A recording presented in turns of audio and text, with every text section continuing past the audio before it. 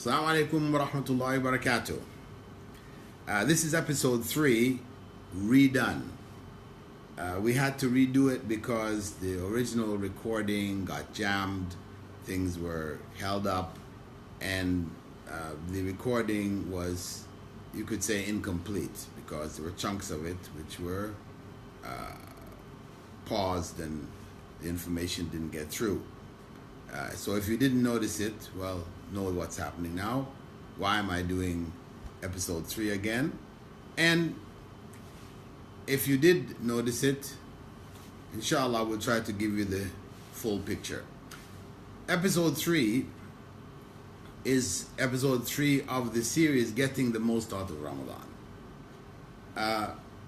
Getting the Most Out of Ramadan is focused on distinguishing between the traditional fast and the prescribed fast.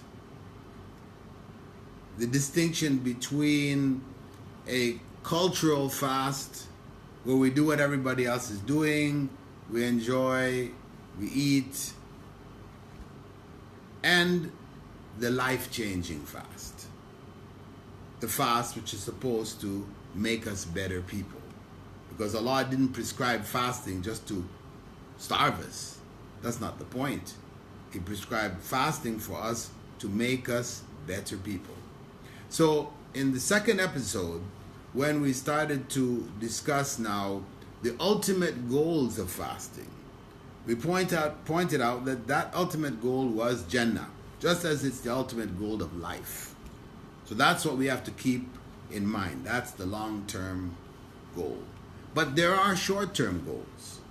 Fasting has been prescribed for short-term goals which help us to reach and achieve the long-term goal. So what's the short-term goal? The short-term goal is taqwa. Very simply, taqwa. Consciousness of God. God consciousness.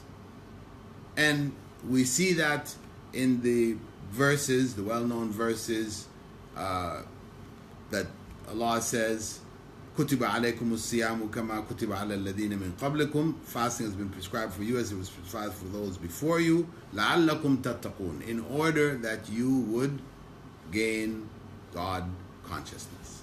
So that is the short-term goal. That's the immediate goal.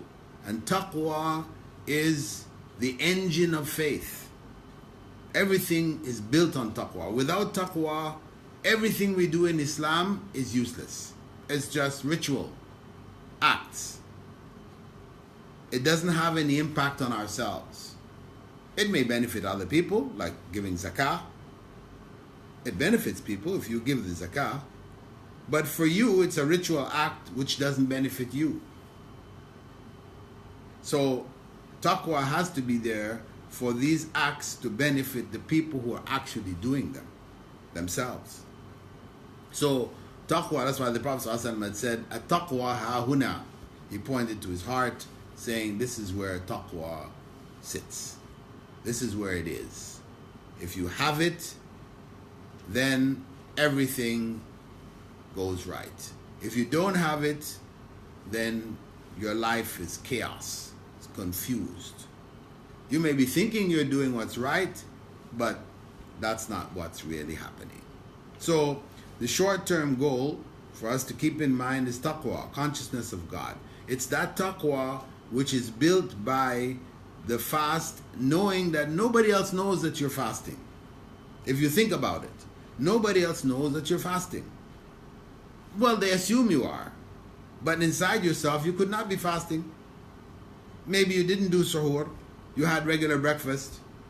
When nobody's looking, you pull out a Snickers bar, you take a bite, enjoy, put it away. Nobody knows. Who knows? They can't see it in your eyes. They can't see it in your face. So what stops you from taking that Snickers bar? It's your consciousness of Allah. If it is your consciousness of Allah, then your consciousness is built. If it's just because there are people around and you feel embarrassed that they're going to see you, then okay, you didn't eat, but that is not going to increase your faith in any way. That's just like okay, people are around. When they're not around, then I can take my bar, right?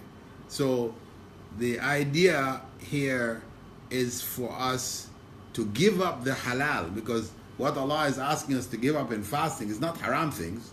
These are halal things. To give up the halal for that period of time, to build our willpower and our consciousness so that we would give up the haram things. That's the idea behind it. Giving up the halal, what is permissible, what is good, in order to strengthen our willpower to give up what is bad, what is forbidden. That's the concept behind it. And that's the building of taqwa, the consciousness of Allah. So keep that in mind.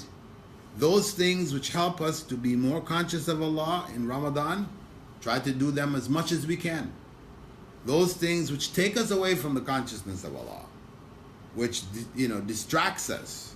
We spend our time watching football games, listening to music, playing cards, all these different things which just take your mind away. It's enjoyment, it's fun, you enjoy it, etc. But what is it going to do for you spiritually? Nothing. It only deadens your heart. So those things, just for this 1 month, in a year, only 1 month, put those things aside. It's not saying these are forbidden things, but they're things which don't bring you closer to Allah. And this is the month where you're trying to get closer to Allah, being more conscious of God. So, brothers and sisters, let this be the month of taqwa. Barakallahu fikum. Assalamu alaikum wa rahmatullahi wa barakatuh.